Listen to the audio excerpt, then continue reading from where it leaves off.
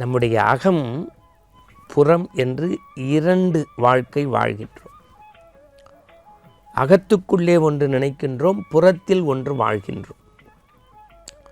இந்த அகமும் புறமும் ஒன்றுபட்டு செம்மாந்திருந்தால் மிகச் சிறப்பாக இருக்க முடியும்.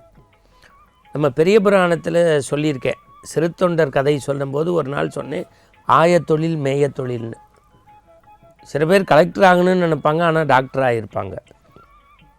சில பேர் வக்கீல் ஆகணும்னு நினச்சிப்பாங்க, ஆனால் காவல்துறை அதிகாரியாக இருப்பாங்க. சில பேர் நடன கலைஞராக இருக்கணும்னு நினைப்பாங்க, ஆனால் பள்ளி ஆசிரியராக இருப்பாங்க. பெரிய இசை மேதையாக வரணும்னு நினைப்பாங்க, மேத்தமெட்டிக்ஸ் சொல்லி கொடுப்பாங்க. ஆனால் பிடிச்ச வேலையே செய்கிறது மனசுக்கு ரொம்ப பிடிச்சமான செயல். எல்லாருக்கும் அது வாய்க்குமான்னு தெரியலை. ஆனால் வாழ்க்கைங்கிறது எல்லாருக்கும் ஒன்று தான். அந்த வாழ்க்கையை வசப்படுத்திக்க முடியும், அந்த வாழ்க்கையை தன்வயப்படுத்திக்க முடியும். அதனால தான் ஓஷோ ரஜினீஷ் எழுதினார், life is the festival, celebrate it.